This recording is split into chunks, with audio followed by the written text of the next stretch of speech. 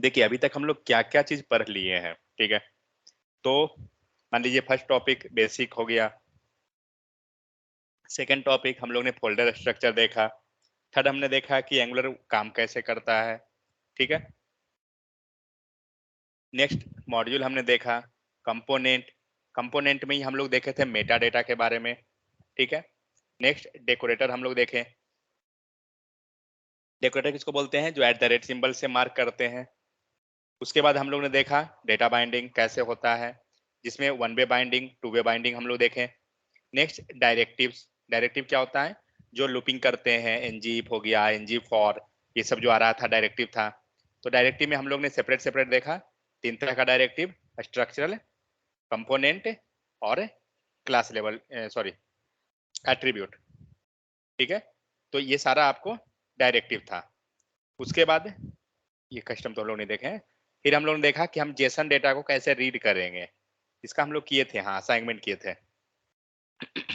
फिर हम लोग ने देखा कि एंगुलर पाइप क्या होता है, पाइप क्या करता है, डेटा को ट्रांसफॉर्म करता है एक फॉर्म से दूसरे फॉर्म में, ये होता है। नेक्स्ट कस्टम पाइप हम लोग देखे कि पाइप हम क्रिएट कैसे करते हैं, तो कस्टम पाइप। फिर हम लोग ने टाइप स्क्रिप्ट को पढ़ लिया। नेक्स्ट इनम हो गया, इनम क्या होता है, जो कांस्टेंट हम लोग डिफाइन करते हैं उसको क्या बोलते हैं, नेम्ड कांस्टेंट, ठीक है। मतलब की के फॉर्म में क्या रहता है, स्ट्रिंग हमारा जो है एज ए की और वैल्यू को कंटेन करता है। मतलब सिंपली हम बता सकते हैं कि कांस्टेंट को वहां हम ग्रुपिंग करते हैं इनम के केस में। फिर हम लोग ने राउटिंग देखा, राउटिंग में हम लोग ने बहुत कुछ देखा, लाइक राउटिंग नॉर्मल राउट कैसे बनाते हैं, चाइल्ड राउट कैसे होता है, डेटा कैसे उसमें पास कर रहे हैं। तो ये सब कुछ राउटिंग के हेल्प से हम लोग करते हैं। जनरली क्वेश्चन पूछा जाता है इंटरव्यू में कि अगर आपको डेटा राउटिंग से पास करना है तो आप कैसे कीजिएगा। तो आपके पास दो तरीका है, एक पैरामीटर के हेल्प से और दूसरा क्वेरी पैराम, और भी कुछ कुछ है, बट ये दो गो आपको ज्यादा सुटेबल है। तो जनरली चाइल्ड राउट क्या था, जब आप क्लिक कर रहे हैं, मान लीजिए होम पेज, तो होम पेज आ गया, अबाउट क्लिक किए, अबाउट आया, होम पेज पे जाते हैं, होम पेज पे फिर से हमें दो नेविगेशन बार है, यूजर और एडमिन। अब आप जब यूजर को क्लिक करते हैं तो आपका ये यूजर पेज ओपन हुआ, और जब आप एडमिन को क्लिक किए तो आपका ये एडमिन पेज ओपन हुआ। ये चाइल्ड राउट बनते चला गया, कल हम लोग ये किए थे रिवीजन में। नेक्स्ट क्या है, इस पे फिर से लॉगिन है, लॉग आउट है, आप लॉगिन को क्लिक करते हैं, आपको फिर से नीचे ओपन किया इसने अपना एरिया, लॉगिन का ऊपर दिखा रहा है लॉगिन, नहीं सॉरी, हाँ ये एरिया ओपन हुआ है सिर्फ। लॉग आउट में जाते हैं, फिर कुछ ओपन होगा। तो कहने का मतलब इस टाइप से क्या है, ये टोटल 3 लेवल का चिल्ड्रन हम लोग बनाए थे, जिसमें से क्या हुआ, नेस्टेड चिल्ड्रन बनाते जा रहे हैं। एक बार मैं कोड दिखा देता हूँ।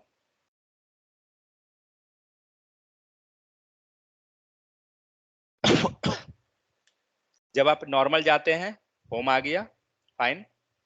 नेक्स्ट हमने क्या किया, पाथ है, सॉरी होम, होम पे क्या हुआ, हमारा कंपोनेंट लोड हुआ, होम कंपोनेंट, और इसमें हमने एक चिल्ड्रन बनाया जो हमारा ये रहा, ठीक है।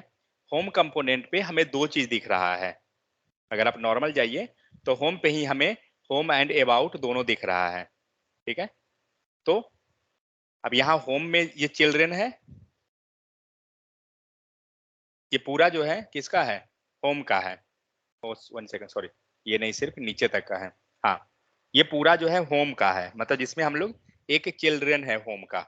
आप यहाँ देख सकते हैं, आपका एक चिल्ड्रन यहाँ पे दिख रहा है, ठीक है। उसके बाद इसी चिल्ड्रन में फिर से हमने एक और चिल्ड्रन बनाया, वो इधर है बना हुआ, मतलब एक चिल्ड्रन के अंदर दूसरा, दूसरे के अंदर तीसरा, जितना जाना है आप जा सकते हैं, नेस्टेड कर सकते हैं। लेकिन इसमें ध्यान हमें ये रखना है सेलेक्टर को, सॉरी राउटर आउटलेट, कि हमें रखना कहाँ है। तो हमें राउटर आउटलेट को अपने पेज पे रखना है, जिस पेज पे हमारा नेविगेशन बार है। इट मीन्स मान के चलिए ये चिल्ड्रन अगर यहाँ पेज का है, तो हम लोग का अगर ये कंपोनेंट है ना, जो कि चिल्ड्रन होम कंपोनेंट का है, तो हम सेलेक्टर रखेंगे होम पेज पे।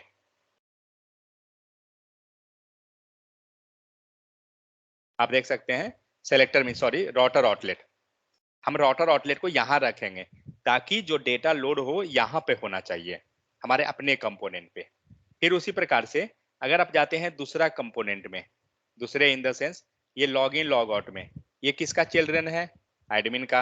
आप जाइए एडमिन पेज पे, और एडमिन पेज पे आपको सेलेक्टर, सॉरी राउटर आउटलेट लिखा हुआ होगा, बार बार सेलेक्टर बोल दे रहा हूँ, यहाँ राउटर आउटलेट रहा। तो हमें ध्यान क्या देना है कि राउटर आउटलेट जो हमारा रहेगा वो अपने कंपोनेंट पे रहेगा जिसमें हम चिल्ड्रन बनाए हैं। ठीक है, इसको जब कीजिएगा तो थोड़ा सा आइडिया मिलेगा, जो अगर किए होंगे तो इसी टाइप से क्या हो रहा है, आपको मल्टीपल चिल्ड्रन यहाँ पे हम लोग क्रिएट किए हैं। ठीक है, आपको डेटा मल्टीपल क्रिएट होते चला जाएगा, ये चीज है। तो ये था राउटिंग। राउटिंग में हम लोग ने देखा। फिर क्या हम लोग देख रहे हैं कि सपोज दैट जब हम क्लिक करते हैं तो क्या होता है, क्लिक नहीं, सिर्फ अगर आप सेलेक्टर रख रहे हैं तो आपका सारा कंपोनेंट कॉल हो जाएगा। जब आप मॉड्यूल बनाते हैं तो मॉड्यूल में क्या होगा, जब आप कंपोनेंट बना रहे हैं नॉर्मल, तो क्या होता है, सारा कॉल होते चला जाएगा। हम उसे बाइंड करना चाहते हैं, रिस्ट्रिक्ट करना चाहते हैं, तो हम लोग क्या करेंगे, जो कंपोनेंट हमारा पर्टिकुलर वर्क स्पेसिफिक है उसे हम सेपरेट बना देंगे। और सेपरेट कैसे बनाएंगे, with the help of module. एक मॉड्यूल बना दिए, उसके अंदर सारा कंपोनेंट को कर दिए। सपोज दैट मान लीजिए यहीं पे ले लीजिए, ये होम और अबाउट है, दोनों तभी लोड होना चाहिए था जब हमारा ये होम और आए, तो मीन दोनों एक साथ हमें चाहिए। क्या करेंगे, एक मॉड्यूल के अंदर ये दोनों को डाल देंगे। उसके बाद एडमिन और यूजर, ये कब कॉल होगा, ये तभी कॉल होगा जब हम होम को क्लिक कर रहे हैं। अबाउट में तो अबाउट आ गया, होम जब क्लिक किए तब ये दोनों कॉल हुआ। तो क्या करेंगे, इसको तब कॉल करेंगे जब हमारा होम को क्लिक कर रहे हैं। इट मीन्स हम एक मॉड्यूल बना देंगे और उस मॉड्यूल में ये दोनों कंपोनेंट को डाल देंगे। तो क्या होगा, जब आप इसे कॉल कीजिएगा तभी ये आएगा। समझ गए। तो इस टाइप से हम लोग क्या किए थे, मॉड्यूल। मॉड्यूल के बाद हमने देखा था लेजी लोडिंग। तो लेजी लोडिंग जो है आपका मॉड्यूल पे ही वर्क होता है। मॉड्यूल नहीं है तो लेजी लोडिंग काम नहीं करेगा। लेजी लोडिंग एंगुलर 16, मतलब एंगुलर का जो अब जो लेटेस्ट वर्जन आया है तो उसमें हम कंपोनेंट को भी लेजी लोडेड करा सकते हैं with the help of stand alone, कुछ लगाना पड़ता है, तो वो चीज है तो लेटेस्ट में। नेक्स्ट हमने देखा सर्विस। सर्विस क्या होता है, कोई कोड है जो हमें क्या करना है, 5 कंपोनेंट पे यूज करना है। क्या करेंगे, सेम कोड 5 कंपोनेंट पे हमें लिखना पड़ेगा। हम लोग क्या कर सकते हैं, 5 कंपोनेंट पे ना लिख के एक सेंट्रलाइज जगह बना देंगे, जो क्या हो गया, हमारा सर्विस हो गया। वहां क्या करेंगे, जो कोड हमें 5 पे यूज करना था, लिख रहे थे कॉपी पेस्ट, वो सिर्फ सर्विस में लिख दीजिए और सर्विस को अपने कंपोनेंट में कॉल कर लीजिए। आप सर्विस को 2 तरह से कर सकते हैं, एक कंपोनेंट पे या मॉड्यूल के अंदर भी, दोनों जगह होता है कॉल। तो ये हम लोग सारा चीज हम लोग यहां तक कवर किए। उसके बाद क्या कवर हुआ हम लोग का, फॉर्म। ठीक है, जिसमें हमने reactive form and template driven, जो मेन जो एंगुलर में 2 फॉर्म है वो हम लोग ने कवर किया था। ठीक है, तो यहां तक हम लोग देखे हैं। तो नीचे का ये रहा है, आपको कुछ टॉपिक है पेंडिंग। ठीक है, जिसमें से स्टेट मैनेजमेंट इन एंगुलर, ओके। ठीक है, नीचे का कुछ टॉपिक है एंड कुछ हम लोग का बीच में टॉपिक बचा है। यहाँ पर बीच का टॉपिक में ज्यादा नहीं है, यहाँ पे हम लोग का जस्ट यहाँ से है लाइफ साइकिल, दैट्स इट। ये कितना है यहाँ पे, ये जस्ट बूट स्ट्रैप कैसे यूज करते हैं, क्या क्या डिजाइनिंग है, वो सब चीज के लिए है, और ऐसा कुछ वहां पे कोई खास नहीं है। ठीक है, तो इतना टॉपिक हम लोग का अब बच रहा है। चलिए सबसे पहले देखते हैं ऑब्जर्वेबल को। तो ऑब्जर्वेबल एंड सब्सक्राइब होता क्या है, तो हम लोग एक चीज ऑलरेडी जावास्क्रिप्ट में पढ़े हैं, प्रॉमिस। ठीक है, प्रॉमिस क्या करता है, कोई बता सकते हैं, यस प्रॉमिस सर। क्या करता है। सर रिजॉल्व और रिजॉल्व और रिजेक्ट रिजेक्ट। क्या करता है इसको, सर मतलब सर चेक करता है एक तरह से, अगर जहाँ एरर होता है। तो देखिए, तो क्या होता है, प्रॉमिस क्या करेगा, सिंगल वैल्यू इमिट करेगा। ठीक है, एक बार में वो एक ही वैल्यू देगा, आइदर सक्सेस या रिजेक्शन। मतलब अगर प्रॉमिस हमारा फुलफिल हो गया तो क्या हुआ, मान लीजिए हम लोग एक एग्जांपल देखे थे, सपोज बिरयानी आप बना रहे हैं, आपका बिरयानी बन गया, इसका मतलब प्रॉमिस क्या हो गया, रिजॉल्व हो गया। मतलब प्रॉमिस हमारा सक्सेस हो गया और हमें कुछ वैल्यू मिल जाएगा। बट सपोज दैट हमारा बिरयानी नहीं बन पाया किसी कारण से, कि आइटम हमारा मिसिंग है तो नहीं बन पाया, तो क्या हुआ, प्रॉमिस फेल हो गया, रिजेक्ट हो गया। तो प्रॉमिस क्या करता है, फ्यूचर वैल्यू को प्रिडिक्ट करवाता है, जो प्रेजेंट में नहीं है, फ्यूचर में कुछ हो सकता है। ठीक है, तो वो करता है प्रॉमिस। और प्रॉमिस क्या करता है? सिंगल डेटा देता है। और प्रॉमिस क्या है? एसिंक्रोनस है। तीन चीज। आते हैं ऑब्जर्वेबल। ये क्या करता है? मान लीजिए आप नेटफ्लिक्स देख रहे हैं या कोई वेब सीरीज देख रहे हैं या कुछ भी टीवी सीरियल कोई भी हो, यूट्यूब का छोड़ के मैं टीवी सीरियल बात कर रहा हूँ। कोई यूट्यूब सीरियल सीरियल है या कोई भी चीज है, तो आप नेटफ्लिक्स ले लीजिए मान लीजिए, या कोई हॉटस्टार या कुछ भी। तो एक एक सीरियल उस पर आ रहा है, या सपोज दैट लाइव मैच चल रहा है या मूवी चल रहा है कुछ भी, लेकिन लाइव वो चल रहा है। तो वो क्या हो रहा है? लाइव में डेटा को इमिट कराया जा रहा है। करेक्ट। जनरली आप देखते हो यही होता है कि लाइव क्या होता है? डेटा इमिट हो रहा है। आइदर आप देख रहे हैं उसको या नहीं देख रहे हैं। आप नहीं भी देख रहे हैं तब भी क्या हो रहा है? डेटा तो इमिट हो रहा था, आप नहीं देखे, आपका मिस हुआ। करेक्ट। तो यहाँ पे क्या होता है? ये कंटिन्यू क्या कर रहा है? डेटा को इमिट करवा रहा है। ठीक है। लेकिन अगर आप यहां से सपोज दैट आप यहाँ पे हैं, तो आपको क्या होगा? डेटा मिलते चला जाएगा। लेकिन आप नहीं है तो डेटा आपका गया। मतलब डेटा जो इसने इमिट किया वो सब लॉस्ट हो गया। ठीक है। तो यही चीज होता है ऑब्जर्वेबल। तो ऑब्जर्वेबल के लिए एक वर्ड है। यहाँ पे जो डेटा आ रहा है ना, वो किस फॉर्म में आ रहा है? तो ये आ रहा है स्ट्रीम के फॉर्म में। स्ट्रीम का मतलब क्या होता है? स्ट्रीम मतलब कि नहीं पता? ये इंग्लिश वर्ड है। लाइट सर क्या? नहीं, लाइट नहीं होगा। लहर होता है ना, पानी का लहर या कुछ भी जो हम बोले हैं उस टाइप से, कि कंटिन्यू फ्लो। स्ट्रीम मतलब होता है कंटिन्यू फ्लो। ठीक है। तो यहाँ पे हो क्या रहा है एक्चुअली? आप नेटफ्लिक्स या जिस पे भी आप सीरियल देख रहे हो, वहां पे क्या हो रहा है? लाइव चल रहा है, वो कंटिन्यू डेटा को सेंड कर रहा है। आप उसको कैप्चर की गेट कर रहे हैं, छोड़ रहे हैं। कुछ डेटा आप गेट किए, कुछ छोड़ दिए, कुछ भी किए, बट डेटा कंटिन्यू आ रहा था। जिसे हम क्या बोल सकते हैं? एसिंक्रोनस और सिंक्रोनस में किसमें क्लासिफाई करेंगे?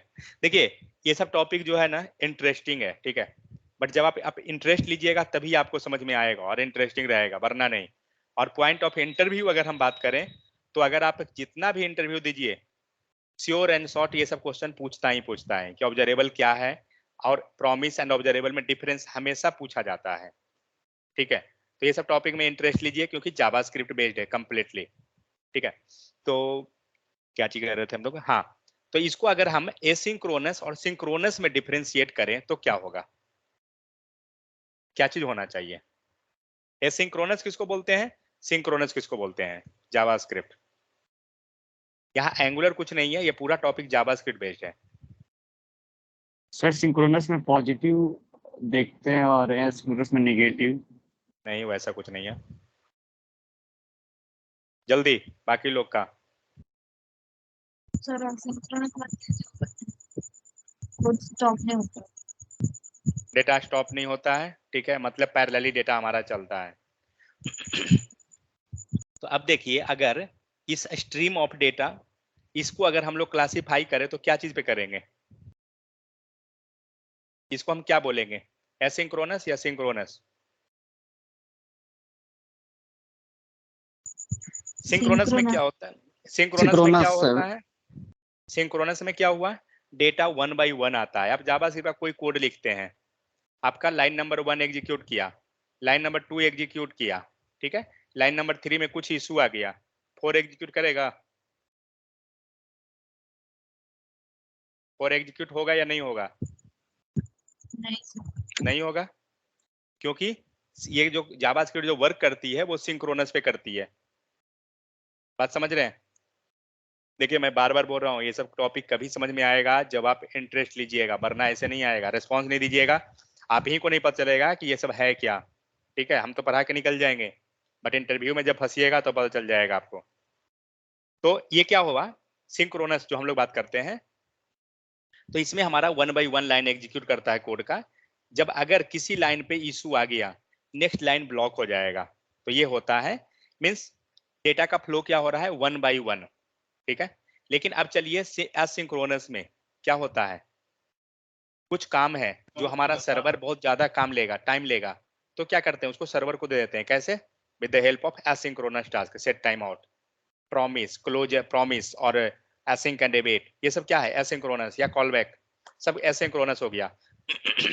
तो क्या कर रहे हैं, वो सारा काम ब्राउजर करने जाएगा, एरर आएगा, ब्लॉक वहां भी होगा, ऐसा नहीं कि ब्लॉक नहीं होगा, होगा, लेकिन जो टाइम टेकिंग प्रोसेस है, सपोज दैट यहीं पे मान लीजिए ये लाइन आपका एरर ना आके टाइम टेकिंग प्रोसेस होता है। एक हम फॉर लूप चला रहे हैं जो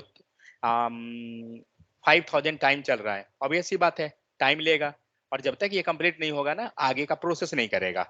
करेक्ट। यहाँ पे हमें क्या हुआ, सर्वर ब्लॉकेज कर दिया, क्योंकि यहाँ पे कोई ऐसा लूप लिखा हुआ है जो 5000 टाइम चल रहा है। तो वैसे केस में क्या करते हैं, उस टाइप का काम को हम लोग ब्राउजर को दे देंगे, वो क्या करेगा, ब्राउजर अपना एग्जीक्यूट कर लेते रहेगा। तो ये हुआ। तो एसिंक्रोनस क्या हुआ, जहां पे डेटा हमारा स्ट्रीम में चल रहा है, कंटिन्यू डेटा चल रहा है, रुक नहीं रहा है। तो ये ऑब्जर्वेबल जो है ना, उसको हम लोग वही बोलेंगे एसिंक्रोनस, क्योंकि डेटा यहाँ कंटिन्यू है। एसिंक्रोनस का मतलब ही हम जानते हैं कि thread will not stop and continue execution of the data. समझ में आ गया? तो ऑब्जर्वेबल को बोलते क्या है, ऑब्जर्वेबल को हम लोग असिंक्रोनस में कहते हैं। लेकिन एक चीज यहाँ पे है, ऑब्जर्वेबल एक्चुअली में दोनों चीज है, ठीक है, असिंक्रोनस भी है, सिंक्रोनस भी है। कारण क्या है, मान के चलिए कभी कभी आप देखिए क्या, अगर आप डेटा का स्ट्रीम हो रहा है, हो सकता है कि आपका कंटिन्यू फ्लो हो रहा है या फिर स्टॉप करके भी हो रहा है। कुछ ऐसा भी सीरियल है जो क्या हो रहा है, एपिसोड बाय एपिसोड आ रहा है, आप उसको देख सकते हैं इजिली, मतलब स्किप नहीं हो रहा है आपका। बट कुछ ऐसा है कि जो कंटिन्यू आज आएगा, मैच है आज ही आए, तो उतना ही देखिएगा ना जब आप अवेलेबल हैं। तो आप अगर उसको आप इस तरह से डिफ्रेंशिएट करें तो आप उसको समझ सकते हैं कि हम उस टाइप से। तो एसिंक ये ऑब्जर्वेबल क्या होता है, ये दोनों चीज है, सिंक्रोनस भी है और एसिंक्रोनस भी है। नेक्स्ट, सिंक्रोनस हो गया, ठीक है, ये सब हो गया। ओके, एक क्विक क्वेश्चन, प्रॉमिस को हम लोग कैंसिल कर सकते हैं या नहीं? प्रॉमिस तो हम लोग पढ़ लिए हैं, प्रॉमिस दो वैल्यू दे रहा है, रिजॉल्व रिजेक्ट। प्रॉमिस कैंसिल होगा या नहीं होगा?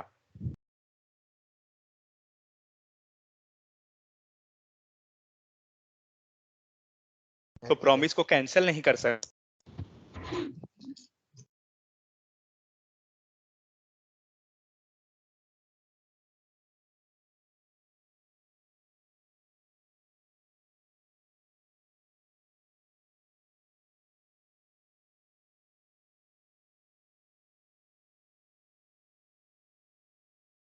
वो जाके एग्जीक्यूट करने ही जाएगा, या तो कैंसिल हो जाए या फिर सक्सेस, कोई मिलेगा, लेकिन बीच में आप इसको कैंसिल नहीं कर सकते हैं, ठीक है। तो लेकिन सेटल तो कर सकते हैं ना, क्या कर सकते हैं? सेटल करना, हाँ सेटल, कैंसिल ना कर। हाँ तो वही हुआ, सेटल तो कर ही सकते हैं, क्योंकि आपका रिजॉल्व हो गया, सक्सेस हो गया, तो रिजॉल्व हो गया, मीन्स ये दो चीज ही देगा, या तो सक्सेस या फिर एरर। बट प्रॉमिस कैंसिल नहीं होता है, ठीक है।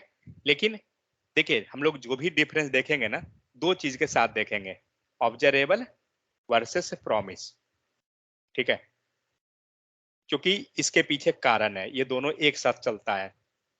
जब आप रियल टाइम में चलिएगा तो आपको ये चीज समझ में आएगा। चलिए, तो हम लोग इतना कुछ समझ गए कि ऑब्जर्वेबल क्या हुआ क्या नहीं, थोड़ा थोड़ा आइडिया मिल गया। अब देखते हैं क्या है। तो यहाँ पे क्या है, तो observable is a technique to handle the sharing data, ठीक है। It considered the better version of the promise and is actively throughout the Angular, मतलब जो प्रॉमिस था ना उसी का बेटर वर्जन आप बोल सकते हैं, क्योंकि प्रॉमिस क्या कर रहा है, डेटा कितना इमिट करेगा, सिंगल डेटा, ठीक है। लेकिन प्रॉमिस, ये ऑब्जर्वेबल क्या कर रहा है, एक बार में मल्टीपल डेटा को इमिट कर रहा है। ये डिफरेंस हुआ प्रॉमिस एंड ऑब्जर्वेबल में, पहला डिफरेंस। सेकंड आइए, प्रॉमिस क्या करता है, promise will return a single value, either success और रिजेक्शन, सक्सेस या एरर, मींस जिसी को रिजॉल्व या रिजेक्ट। लेकिन ऑब्जर्वेबल क्या करेगा, observable will return a stream of value. Stream of value मतलब आप समझ गए, नेटफ्लिक्स से डेटा आ रहा है मान लीजिए हमारा, वो क्या हो रहा है, कंटिन्यू फ्लो हो रहा है किसी चीज का, जब होस्टिंग होता है, ब्रॉडकास्ट हो रहा है, तो वही है स्ट्रीम ऑफ डेटा। तो ऑब्जर्वेबल क्या करता है, स्ट्रीम ऑफ डेटा में फ्लो करता है। प्रॉमिस, आप प्रॉमिस को कैंसिल नहीं कर सकते हैं, ठीक है, बट ऑब्जर्वेबल को आप कैंसिल कर सकते हैं। But observable can be. आप लगा दीजिए यहाँ पे CANCELLED, बात बराबर ही है। नेक्स्ट क्या है, observable is not feature specific to Angular. Observable ऐसा नहीं है कि ये एंगुलर का ही स्पेसिफिक है, नहीं, but a new standard of managing asynchronous data that is included in the ES7 release। मतलब क्या हुआ कि ऐसा नहीं है कि ऑब्जर्वेबल को हम लोग लाइक एंगुलर स्पेसिफिक बोलेंगे कि एंगुलर का कॉन्सेप्ट है, नहीं, ये जो है जावास्क्रिप्ट का कॉन्सेप्ट है, ठीक है। और प्लस आप रिएक्ट हो, कोई दूसरा लैंग्वेज है, कोई भी लैंग्वेज हो, आप ऑब्जर्वेबल कहीं भी यूज कर सकते हैं, क्योंकि ये इसका है ही नहीं। लेकिन जो फीचर प्रॉमिस देता है उससे एडवांस फीचर ये दे रहा है, इसीलिए हम लोग मोस्टली यूज करते हैं इसको। नेक्स्ट क्या है, ऑब्जर्वेबल से use publish and subscribe model. मतलब क्या होता है इसका, पहले देख रहे हैं। Subscribe model, it only converts a stream of data into an observable stream of data that is known as the publisher. इसका मतलब क्या हो रहा है, जैसे मान के चलिए आप प्रॉमिस किए, प्रॉमिस में क्या होता है कि आपका प्रॉमिस क्रिएट कर दिए, प्रॉमिस को ऑब्जर्व गेट करना है, with the help of then आप गेट कर रहे हैं, ठीक है। ऑब्जर्वेबल क्या करता है, आप अगर YouTube पे सपोज दैट आप किसी चैनल के सब्सक्राइबर नहीं है, अगर वो डेटा नया डाल ऐड कर रहा है, मींस नया वीडियो अपलोड किया, आपको मिलेगा नोटिफिकेशन, मिलता है क्या? नहीं सर, नहीं मिलेगा। नहीं। हमें तो तभी मिलेगा ना जब हम उसके सब्सक्राइबर हैं, ठीक है। तो क्या है इसमें,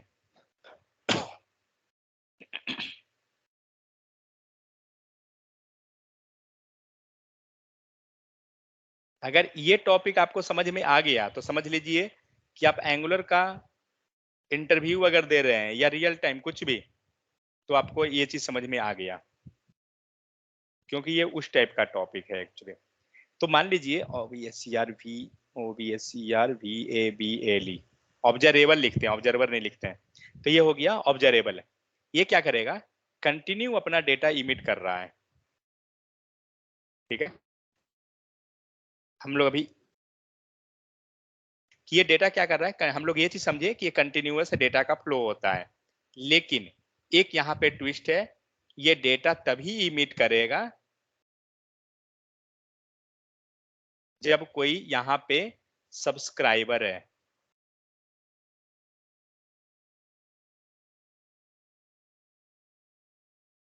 समझ में आया?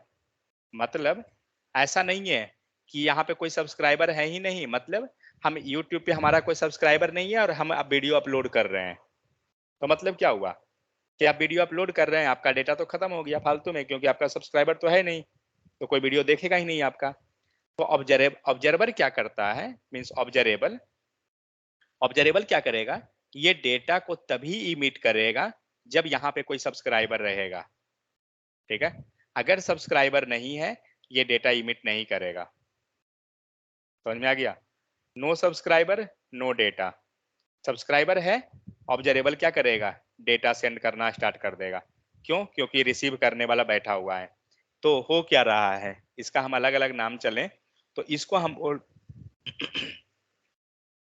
सकते हैं कि ये क्या कर रहा है, डेटा ट्रांसमिट कर रहा है, ठीक है। ये ट्रांसमिट कर रहा है और ये क्या कर रहा है, एक ट्रांसमीटर है तो दूसरा क्या रहेगा, रिसीवर रहेगा। नेटवर्क कम्युनिकेशन, ठीक है। ये रिसीवर हो गया। जो डेटा ट्रांसमिट किया इसको दूसरा नाम क्या बोलेंगे, ऑब्जर्वेबल, ठीक है। इसका दूसरा नाम बोलते हैं ऑब्जर्वेबल। और जो डेटा रिसीव किया इसको बोलेंगे ऑब्जर्वर। समझ में आ गया? नाम थोड़ा सा कंफ्यूजिंग लग रहा होगा बट सिंपल है, थोड़ा सा शुरू में लगेगा दिक्कत। तो अगर आपका इधर में ट्रांसमीटर है तो यहाँ पे आपका रिसीवर है, ठीक है। नेक्स्ट, ये ऑब्जर्वेबल है तो तभी डेटा, ये ऑब्जर्वेबल डेटा तभी इमिट करेगा जब हमारा कोई सब्सक्राइबर ऑब्जर्वर होना चाहिए। अगर ऑब्जर्वर नहीं है, डेटा इमिट नहीं होगा। समझ में आ गया? अगर कोई नोट डाउन कर रहे हैं तो ये सब बना सकते हैं, इमेज वगैरह जो भी है, तो समझ में आ जाएगा। तो ये जो ऑब्जर्वेबल बोल रहे हैं ना, इसी को हम बोल सकते हैं पब्लिशर भी।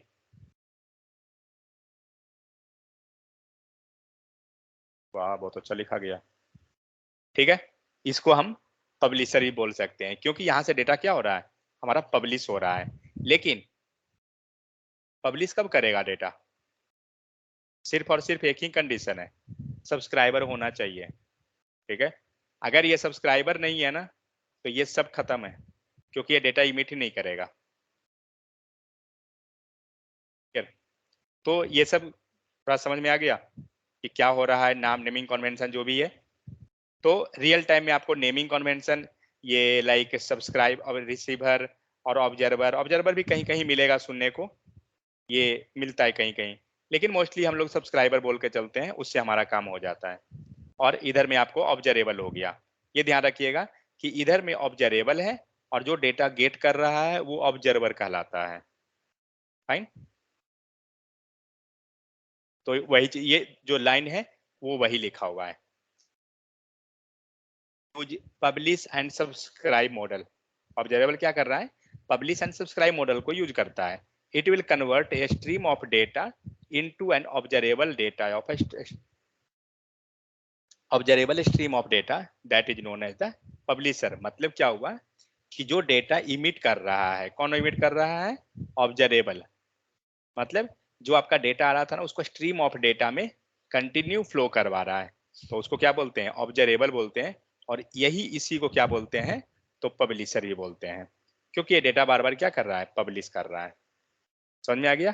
तो एक्चुअली ये जो यहाँ पर जो कुछ लाइन लिखा हुआ है, ये आपको इंटरव्यू में ये आपको डिफरेंस अगर जब पूछा जाता है ऑब्जरेबल एंड ये प्रॉमिस के बीच में, तो आप ये डिफरेंस बता सकते हैं, ये काफी है।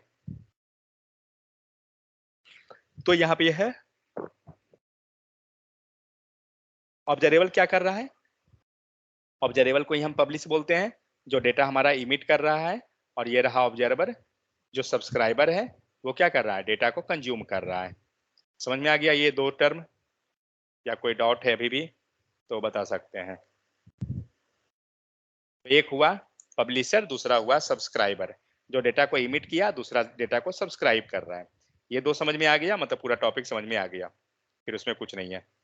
तो नेक्स्ट क्या है, an observable publisher method will execute one execute and emit data once observer subscriber subscribes to it. यही लाइन मैं शुरू से बता रहा हूँ कि ये डेटा तभी इमिट करेगा जब उसका कोई सब्सक्राइबर रहेगा। आप सिंपल लैंग्वेज में अगर बताना चाहते हैं तो जब सब्सक्राइबर रहेगा तभी पब्लिश ऑब्जरेबल जो है डेटा को इमिट करेगा। ऑब्जरेबल का ही मल्टीपल नाम है, पब्लिशर या फिर ट्रांसमीटर आप बोल सकते हैं, ट्रांसमीटर सही नहीं रहेगा इसे। तो ऑब्जरेबल हो गया, पब्लिशर हो गया, ये तभी डेटा इमिट करेगा जब हमारे पास कोई सब्सक्राइबर होना चाहिए, नहीं तो ऑब्जर्वर, उसी को हम ऑब्जर्वर बोल रहे हैं। तो ये हो गया। उसके बाद आते हैं, तो ये ऑब्जर्वर मतलब जो रिसीवर है, सब्सक्राइबर है, ये क्या करता है, ये तीन पैरामीटर को लेके चलता है। ठीक है, आप अगर जाइए फॉर ईच, मैप, ये सब मेथड कितना पैरामीटर लेके चलता है, याद है कि नहीं को, मैप के अंदर कितना पैरामीटर मिलता है, रिड्यूस, हाँ फिल्टर, वो बता दो।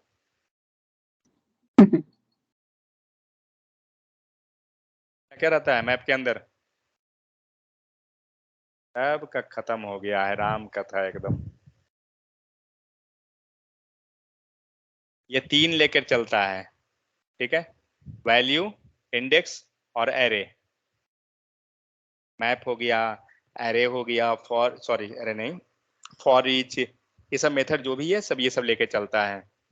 रेडियस कितना मेथड को लेके चलता है, मतलब कितना आर्ग्यूमेंट लेके चलता है, बता सकते हैं कोई, बता दिए तो हम भी समझ जाएंगे कि जावास्क्रिप्ट आ रहा है आपको। तो आ रहा है नहीं, याद है, आ तो रहा ही है,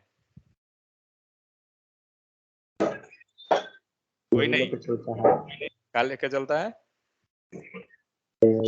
करंट वैल्यू, अरे करंट वैल्यू और अरे भी लेके चलता है शायद, और एक इंडेक्स भी है। करंट वैल्यू के बाद क्या रहेगा,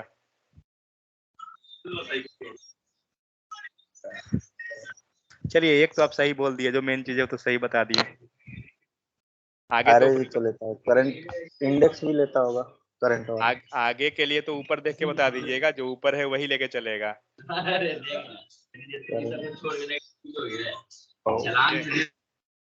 एक्चुअली क्या होता है ना कि रेड्यूस मेथड एक अलग लेके चलता है पैरामीटर, जो हम करंट वैल्यू या एक्यूमुलेटर, अगर आप वहां देखिएगा ना तो आपको एक्यूमुलेटर लिखा हुआ रहेगा, करंट और एक्यूमुलेटर एंड प्रीवियस वैल्यू ऐसा लिखा रहेगा। ये वैल्यू को वहां पे प्रीवियस लिख के रखा हुआ रहता है, मतलब मिल जाएगा आपको। तो दो चीज रहता है, एक्यूमुलेटर एंड प्रीवियस, इस टाइप से। लेकिन ये प्रीवियस मतलब वही है, वैल्यू ही हम इसको कह सकते हैं, ये वैल्यू। तो एक्चुअली क्या होता है बाकी मेथड में ये तीन ये तो चलता सर अरे जो है वो तो ऑप्शनल ही होगा ना। ऑप्शनली ऑप्शनल लेके कुछ नहीं चलता होगा है क्योंकि नहीं ऑप्शनल नहीं है। कहने का मतलब है कि ये सब लेके चलता है, आपको मन है यूज कीजिए, नहीं मन है मत कीजिए। जैसे जनरली हम वैल्यू को यूज करते हैं, आई को नहीं करते हैं।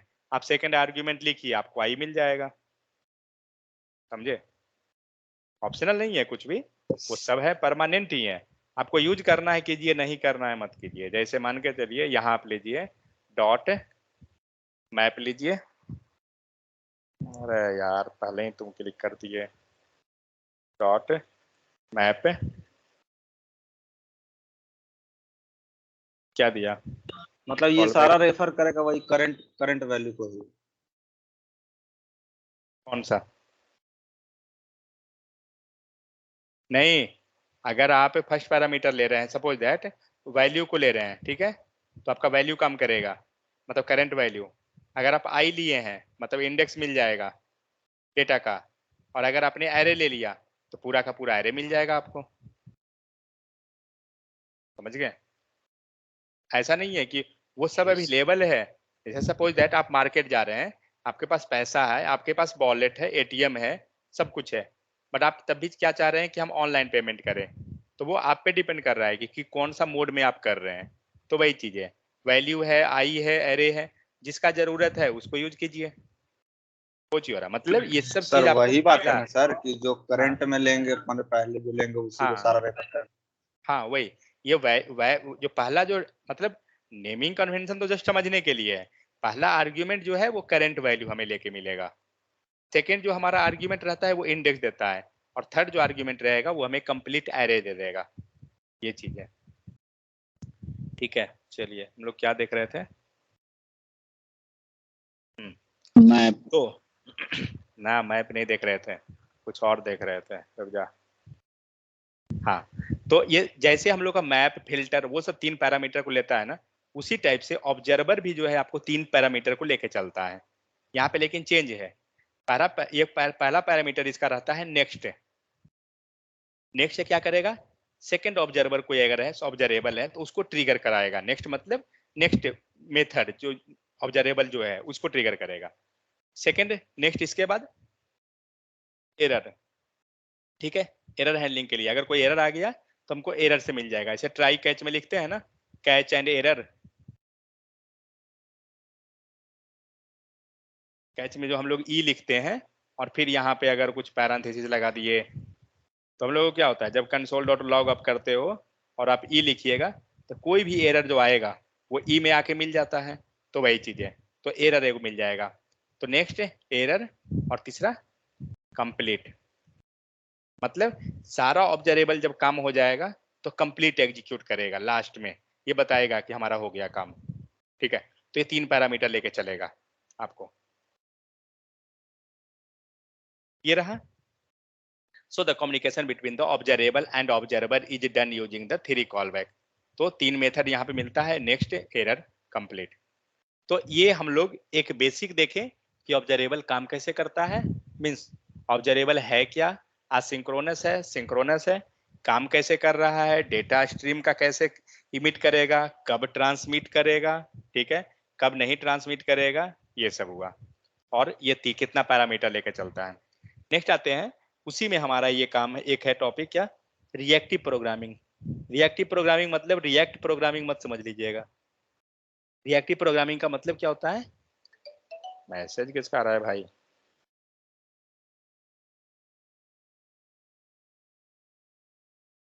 आईसीआईसी से कौन पेमेंट कर रहा है?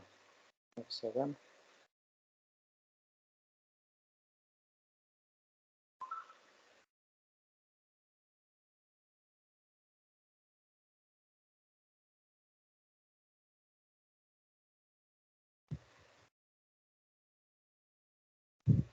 मेरा क्रेडिट कार्ड कोई हैक कर लिया का?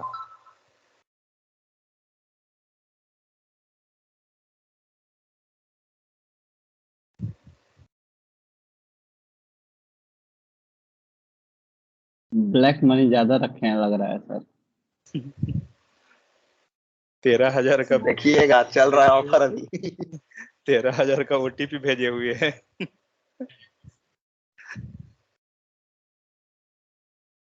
जो किया होगा अपने कॉल करेगा, ओटीपी एक्सपायर होगा तो।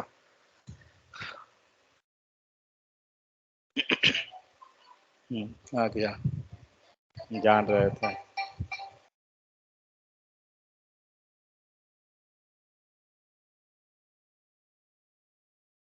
देख रहे हो वो सर के पास कितना पैसा है ब्लैक मनी।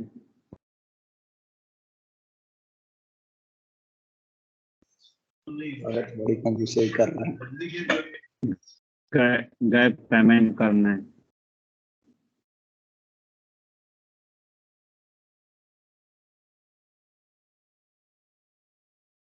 सर के पास तो आईफोन होगा।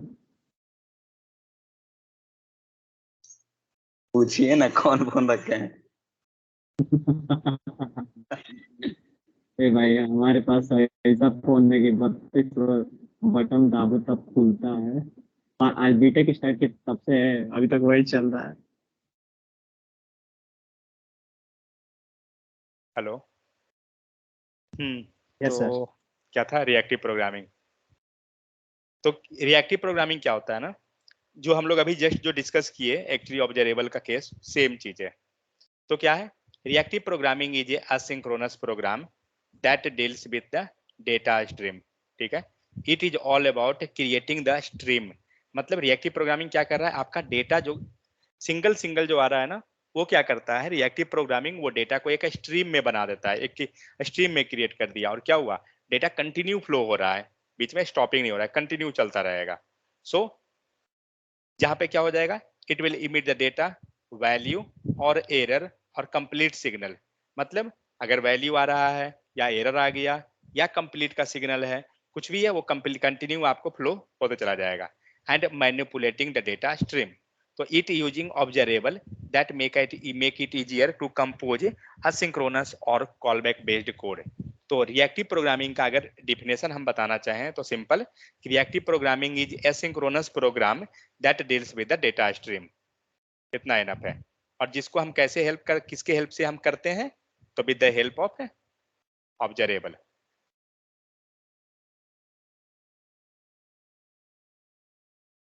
ठीक है, it using observable that make it easier to compose the asynchronous और कॉलबैक बेस्ड कोड। तो आप इतना बता सकते हैं जनरली, हम लोग ऑब्जर्वेबल का जब आप एक्सप्लेन करते हैं तो आप इसको यूज कर सकते हैं, observe make it easier to compose the asynchronous और कॉलबैक। ठीक है, तो ये हो गया। मतलब जो हम लोग ऑब्जर्वेबल में अभी तक देखे कि हमारा डेटा कंटिन्यू जा रहा है, तो ये क्या हो रहा है, तो एक्चुअली में उसी को बोला जाता है रिएक्टिव प्रोग्रामिंग। और वो क्या है, जहां पे हमारा डेटा एसिंक्रोनस डेटा से डील कर रहे हैं। It mainly deals more than one event and those event happens in A sequence over time. इसका मतलब क्या हो रहा है, एक सीक्वेंस में सारा इवेंट आपका क्या हो रहा है, चलते जा रहा है। ठीक है, जो डील कर रहा है क्या, मोर देन वन इवेंट, ऐसा नहीं कि सिर्फ एक इवेंट हो रहा है, नहीं, कंटिन्यू हमारा इवेंट हो रहा है और उसे हम डील कर रहे हैं। लाइक सेट टाइम आउट, आप सिंपल देख सकते हैं वो क्या कर रहा है, या सेट इंटरवल।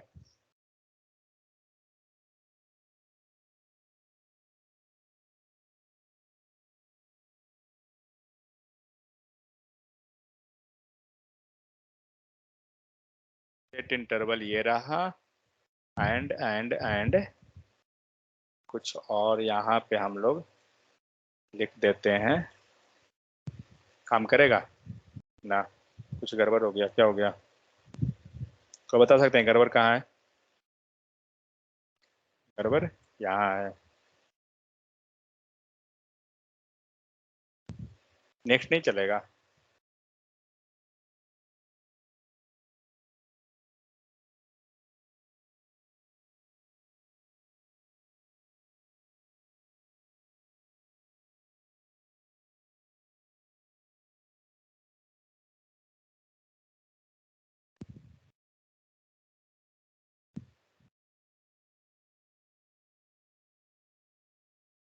चालू हो गया,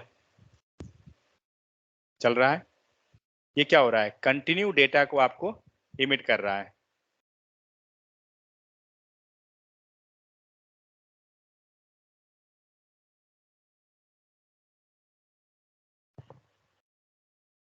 इसको कैसे बढ़ाएंगे, बाहर हम वेरिएबल अगर बनाएंगे ना तो ये हो जाएगा।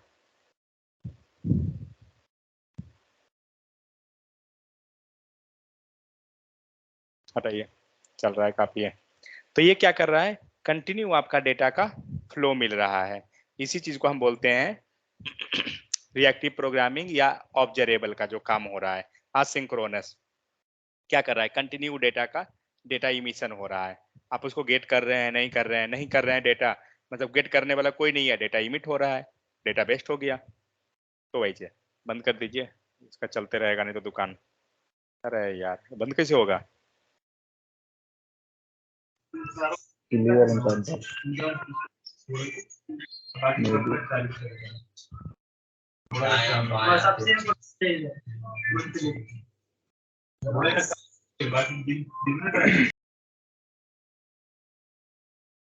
अभी भी चलेगा लगता है ब्राउजर ही बंद करना पड़ेगा।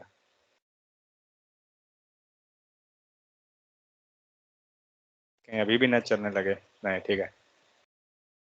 ओके, सो ये क्या करता है, it mainly deals with more than one event that happens sequence over the time. Next RxJS। तो RxJS एक्चुअली क्या है, ये बिलोंग करता है, एक सेपरेट लाइब्रेरी है इसका, जो क्या है, reactive extension for the JavaScript library. तो एक्चुअली जो हम लोग ऑब्जर्वेबल हो गया, ये सब जितना भी चीज है वो RxJS लाइब्रेरी के हेल्प से इम्प्लीमेंटेशन होता है। मैं आपको डॉक्यूमेंटेशन बता देता हूँ। RxJS के वेबसाइट पे जाइए, ये रहा RxJS लाइब्रेरी, और यहाँ पे आपको RxJS लाइब्रेरी पढ़ सकते हैं। तो इसके अंदर आप देखिए, तो यहाँ पे ऑब्जर्वेबल से है कि क्या है, ये ऑब्जर्वेबल वहां से बिलोंग कर रहा है, क्या है नहीं है, सब कुछ यहाँ पे दिया हुआ है। तो कोड भी है, ठीक है। प्लस ऑब्जर्वेबल में ये नहीं है, ऑपरेटर मेन है। इसके अंदर जाते हैं तो ऑपरेटर यहाँ पे आपको बहुत ज्यादा मात्रा में है, ठीक है।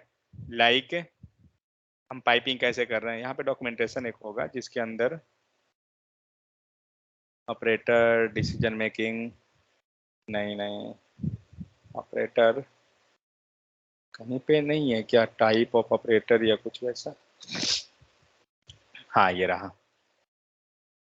तो इंटरव्यू में क्या पूछा जाता है RxJS से, खास करके आप अगर इंटरव्यू दीजिएगा तो जरूर पूछता है ये सब कि RxJS होता क्या है, और ये सब चीजें, ऑब्जर्वेबल क्या है, ये सब, ये सारा आपको पूछा जाता है।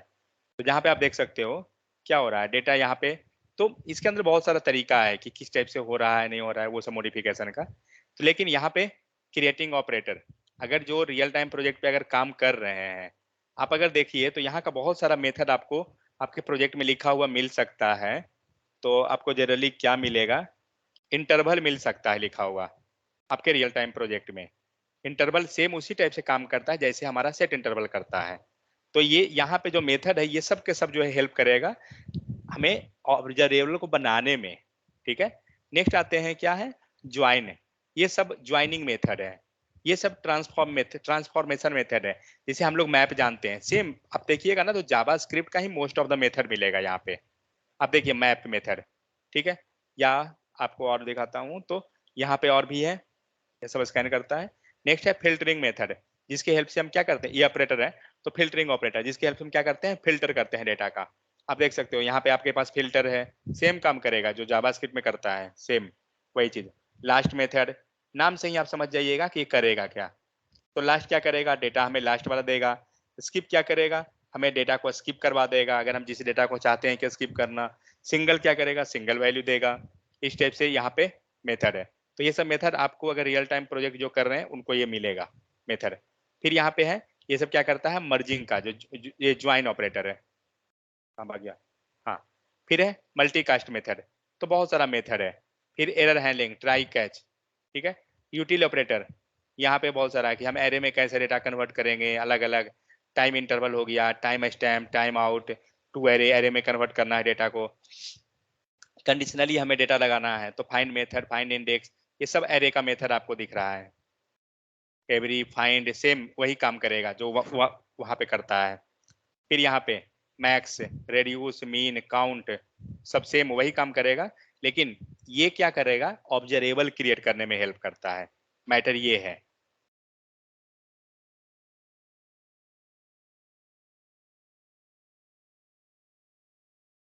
इसमें का सबसे इंपॉर्टेंट मेथड जो है, अगर हम करें तो ये जो 3 है ये सबसे इंपॉर्टेंट है। इंटरव्यू में अगर देते हैं तो पक्का ये पूछता है merge all, switch all, exhaust all. ठीक है, ये 3, इसी का दूसरा नाम दूसरा भी है, merge map, switch map, exhaust map. यहाँ रहा एग्जॉस्ट मैप, कॉनकैट मैप, यहाँ रहा concat map and exhaust map. तो ये सब, तो ये एक्चुअली लाइब्रेरी है, इसको यूज करने के लिए हमें इसका एक्सटेंशन को इंपोर्ट कर लेंगे, बट एंगुलर में हमें इंपोर्ट नहीं करना पड़ता है। एंगुलर में आपको बाय डिफॉल्ट जब आप प्रोजेक्ट इंस्टॉल करते हैं, पैकेज.जेसन के अंदर जाइए एंड आप देखिए, तो पैकेज.जेसन में आपको दिख रहा है RxJS 7.5.0 बाय डिफॉल्ट एंगुलर में रहता है। आप वर्जन यहाँ चेक कर सकते हैं, लेटेस्ट वर्जन कौन है, 7.8.1। ठीक है, मेरे सिस्टम में जो दिखा रहा है 7.5.0 है। अगर सपोज दैट मुझे यही वर्जन चाहिए 7.8.0, ठीक है, और यहाँ पे जो मुझे है ये वर्जन है, कैसे इसको चेंज करेंगे, मतलब हमें वो वर्जन कैसे मिल जाएगा, क्या है हमारे पास 7.8.1। अगर ये वर्जन मुझे चाहिए अपने सिस्टम में, कैसे आएगा, कोई आइडिया किसी को?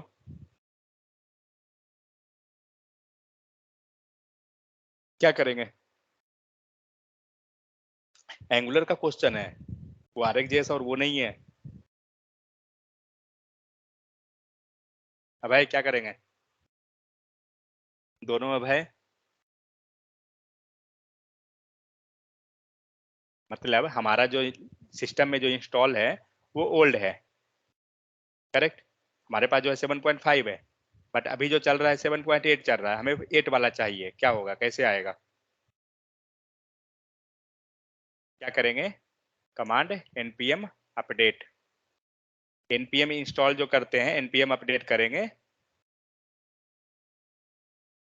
तो आप npm अपडेट करेंगे, ये सारा का चेक करेगा, वो खुद अपने सर्वर पे जाके सारा का, कि कौन सा आपका लेटेस्ट वर्जन है या क्या है, वो इंस्टॉल हो जाएगा। सेकंड तरीका क्या है, आपको अगर पता है कि 7.8.1 है, आप यहाँ चेंज कर दीजिए, 7.8 कर दीजिए, ठीक है, और ये 0 है, जिसको 1 लगाना है आप लगा दे सकते हैं।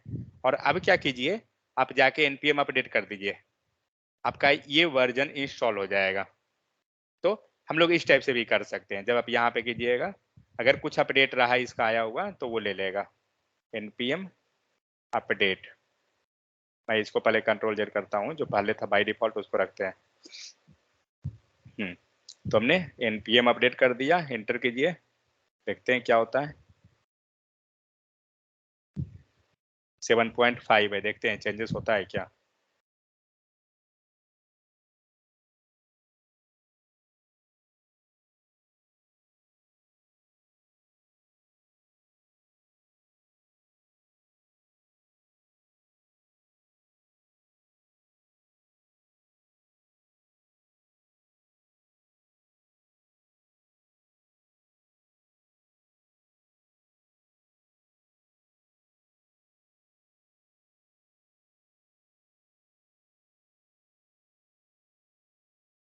ये टाइम लेगा क्योंकि सारा को अपडेट करेगा, इसलिए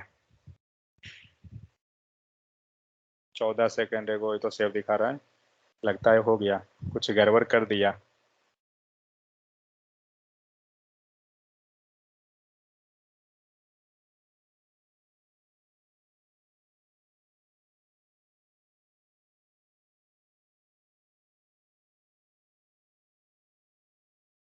नहीं लिया, ओके, मतलब वो जो भी है वो लेटेस्ट ही है, उसका कोई इशू नहीं है।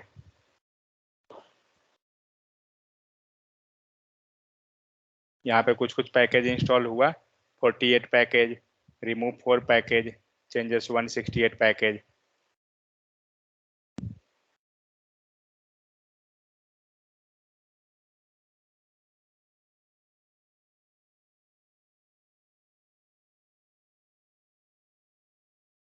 हाँ ठीक है।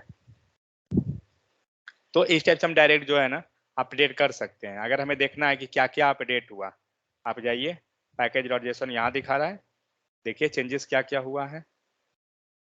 कोई चेंजेस तो नहीं दिखा रहा है।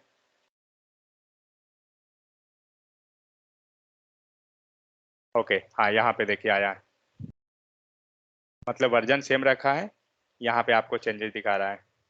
हुआ 4.2 पहले था, अब ये 4.3 कर दिया CSS टूल को। फिर आप जाइए अगर, तो फिर यहाँ पे वर्जन चेंज हुआ, ये पहले 11 था, अब ये 13 हो गया। फिर यहाँ पे अब ये 13 आ गया, पहले 11 था। फिर जाइए नीचे, तो इस टाइप से हम डिटेक्ट कर सकते हैं कि क्या चेंजेस हुआ। यहाँ पे पैक में 14 ये 13 हुआ, वो 11 था, तो ये चेंजेस आ गया। ठीक है, तो इस टाइप से हम क्या करते हैं अपडेट कर लेते हैं जो भी हमारा है, बट मैनुअली भी चाहते हैं आप वर्जन वहां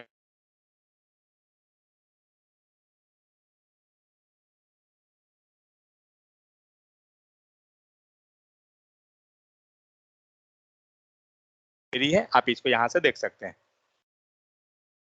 चलिए कुछ कुछ हम लोग करके देखते हैं RxJS का। तो क्या होता है, it mainly deals with more than one event and those event happens in A sequence over the time. तो RxJS क्या है, तो RxJS जो है आपका reactive script library, reactive extension library for JavaScript and is a JavaScript library that allows us to work with asynchronous data stream easily. Angular use RxJS heavily to implement the reactive programming. Second चीज, जो RxJS library है, ये सब library आप react हो गया, view हो गया, जो मतलब डिफरेंट डिफरेंट फ्रंट एंड का फ्रेमवर्क है, आप सब में यूज कर सकते हैं। ऐसा नहीं है कि सिर्फ एंगुलर में होगा, Vue.js है वहां भी यूज कर सकते हैं, या सिर्फ जावास्क्रिप्ट आप उसमें भी कर सकते हैं। तो एक्चुअली होता क्या है, कुछ यहाँ पे है। So the value state changes in the form. So following examples will show the reactive programming in the Angular. Reactive programming कहाँ कहाँ आप देख सकते हैं। तो पहला हो गया कि value and state changes in the form. जब आपका फॉर्म में रिएक्टिव कोई भी फॉर्म अगर ले रहे हैं, उसमें वैल्यू जो चेंज होता है, स्टेट जो चेंज हो रहा है, वो रिएक्टिव प्रोग्रामिंग में आ सकता है। Next, the router and form modules use observable to listen for and respond to the input events. जो भी हम लोग राउटर में क्या करते हैं, राउटर और फॉर्म में जो कुछ भी डेटा का चेंजेस हो रहा है, इनपुट एंड आउटपुट जो भी रिक्वेस्ट रिस्पॉन्स हो रहा है, वो सब आप with the help of observable get कर सकते हैं। Next, custom event can send observable output from a child to parent. हम लोग आगे देखेंगे तो ये सब हम लोग समझेंगे, फिलहाल अभी समझ में नहीं आएगा, हटाइए इसको, कोई इसका जरूरत नहीं है इसे। यहाँ पे क्या है, हमें ऑब्जर्वेबल काम क्या करेगा, कैसे काम करता है। तो मान लीजिए एप्लीकेशन है, आपका कोड उसमें लिखा हुआ है, लाइन नंबर 1 2 3 4 ऐसा चल रहा है। हो सकता है तो पहला लाइन गया, रिक्वेस्ट गया, रिस्पॉन्स आ गया, ठीक है। लाइन नंबर 2 सेम उसी प्रकार, तो रिक्वेस्ट जा रहा है, आ रहा है। लेकिन मान लीजिए लाइन नंबर 4 क्या किया कि आपको रिक्वेस्ट गया लेकिन बहुत ज्यादा टाइम लग गया रिस्पॉन्स को आने में। अब क्या होगा, जब रिक्वेस्ट नहीं आएगा तब तक नीचे का लाइन एग्जीक्यूट नहीं करेगा, तो below all code have to wait for the execution. तो वैसे केस में क्या होता है, आपका ऑब्जर्वेबल जो है हेल्प कर देगा। तो यहाँ पे क्या है, ऑब्जर्वेबल क्या कर रहा है, उल्टा लिख दिया हूँ क्या, नहीं ठीक है। तो ये सर्वर हो गया, मतलब एप्लीकेशन ने रिक्वेस्ट दिया, ठीक है। सर्वर ने क्या किया, डेटा इमिट किया, डेटा आ रहा है। लेकिन डेटा वो सर्वर तभी इमिट करेगा जब उसे सब्सक्राइबर मिलेगा। अगर सब्सक्राइबर नहीं है तो सर्वर कोई डेटा इमिट नहीं करने जाएगा। आप देख सकते हो राइट साइड में आपका सर्वर है, लेफ्ट साइड में आपका एप्लीकेशन है। तो सर्वर इमिट डेटा तभी करेगा जब हम उसको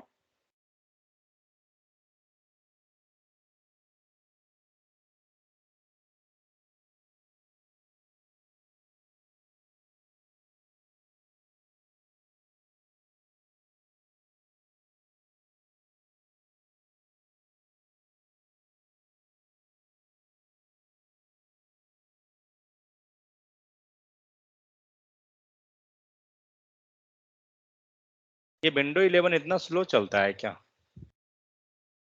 सारा काम होने के बाद ये दिखाता है।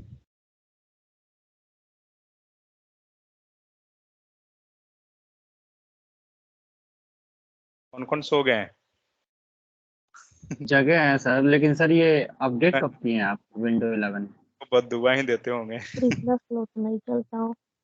सबसे ज्यादा तो राहुल कब किए हैं सर अपडेट? है ना, राहुल। क्या बोलूँ अब मैं। आज किन्हीं का तो आवाज ही नहीं आ रहा है सर, को सुनाई नहीं दे रहा है, आवाज आ कान रहा है? फांस लगा रहा है। ये सर इतना आपका स्लो आ रहा है, चलता नहीं है। जिनका आना चाहिए उनका नहीं आ रहा है। इमिट करेगा, ठीक है, लेकिन कब? जब सब्सक्राइबर रहेगा। सब्सक्राइबर नहीं है ना, तो डेटा कोई इमिट नहीं होगा। समझ गए? यही चीज है वो। तो program is executing from the top to bottom at certain line some server request is written, कोई सर्वर रिक्वेस्ट है। अब वो क्या होगा कि आपका ऑपरेशन बेट हो जाएगा, होल्ड पे चला जाएगा। तो after executing 1 2 3 the fifth line has some server request, application will pause and request will reach to the server and it will wait for the response। और वो क्या होगा?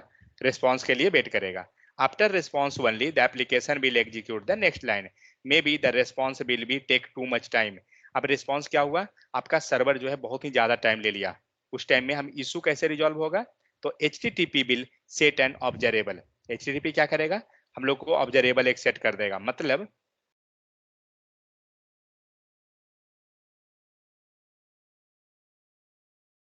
ये आपको ये इमेज दिख रहा है, आपका ये डेटा चला जा रहा है, आ रहा है, जा रहा है, लेकिन बीच में कोई ऑब्जर्वेबल नहीं है। ठीक है, अब क्या होगा? यहाँ पे हम लोग ने एक ऑब्जर्वेबल को सेट कर दिया। यहाँ पे आपका एक ऑब्जर्वेबल यहाँ सेट हुआ और सब्सक्राइबर हो गया। तो हमें पता है कि सब्सक्राइबर तभी काम करेगा जब ऑब्जर्वेबल होता है। ठीक है, तो वही करेगा ये। तो ये क्या किया? It will set an observable, it will observe our request and response. जो क्या करेगा? हमारे रिक्वेस्ट एंड रेस्पॉन्स को ऑब्जर्व करेगा। फॉर यूजिंग द ऑब्जर्वेबल, अगर ऑब्जर्वेबल को यूज करना है, we have to use the subscribe method. With the subscribe method observable will provide the response. ठीक है, तो सब ऑब्जर्वेबल ने डेटा इमिट तभी करेगा जब हमारा सब्सक्राइब है, वरना नहीं। Due to this component method who had used the server response, that will not stop the execution. We have to use the subscribe method in the component if we want observable। कहने का मतलब क्या हुआ कि अगर यहाँ पे ये कंपोनेंट है और इस कंपोनेंट को डेटा चाहिए, किसका डेटा? सर्वर से। ठीक है, जो एक्चुअली में ये एप्लीकेशन जो दिख रहा है आपको बना हुआ, वो एक्चुअली में यही कंपोनेंट है, मान लीजिए। तो अब ये कंपोनेंट को डेटा चाहिए, क्या करेगा? ऑब्जर्वेबल तो डेटा इमिट कर रहा है, लेकिन इसको मिलेगा कैसे? तो with the help of subscriber. अगर हम सब्सक्राइब नहीं करेंगे, हमें यहाँ पे डेटा मिलेगा ही नहीं। ठीक है, तो जिस भी कंपोनेंट को चाहिए उसे सब्सक्राइब करना पड़ेगा, वही है। तो simply observable will monitor the request and response between the application and server. तो ऑब्जर्वेबल क्या कर रहा है? रिक्वेस्ट एंड रेस्पॉन्स को मॉनिटर कर रहा है, and it will get the response and provide the response in the code with the help of the subscribe method. समझ में आ गया? तो यही मेन चीज था। तो subscribe using get subscribe subscribe using for getting the response from the observable and provide to the code। Subscribe क्या कर रहा है? डेटा को गेट करेगा एंड प्रोवाइड कर देगा। और ऑब्जर्वर क्या करेगा? Observer will work only with a will be subscribe of that method. ये तभी काम करेगा जब हमारा सब्सक्राइब है, वरना means if there is no subscriber then observer will not emit the data. अब RxJS के पास यहाँ पे दो पार्ट होता है, कौन कौन? एक हुआ ऑब्जर्वेबल, दूसरा हुआ ऑब्जर्वर जो सब्सक्राइबर है। ठीक है, तो ये चीज हुआ जो हम लोग ऑलरेडी स्टार्टिंग से समझे। इसका मतलब अगर पूरा देखा जाए डिस्कशन का, तो क्या है? ऑब्जर्वेबल एंड ऑब्जर्वर दो पार्ट है। जो क्या कर रहा है? डेटा इमिट कर रहा है। डेटा इमिट कब हो रहा है? जब हमारा सब्सक्राइबर है। अगर सब्सक्राइबर नहीं है, कोई डेटा का इमिट नहीं होगा। ये पूरा प्रोसेस क्या है? असिंक्रोनस, मतलब जहां डेटा क्या हो रहा है? कंटिन्यू फ्लो चल रहा है। ठीक है, तो हम लोग कल देखते हैं कि ऑब्जर्वेबल बनाते कैसे हैं, उसका डेटा हम गेट कैसे करेंगे। ठीक है, क्योंकि अगर आपको ये पूरा जो सिनारियो जो है वो अगर समझ में आ गया, तो फिर आगे का काम इजी है। आगे का कोई वैसा कॉम्प्लिकेटेड नहीं है, जितना समझने के लिए था ये मेन था।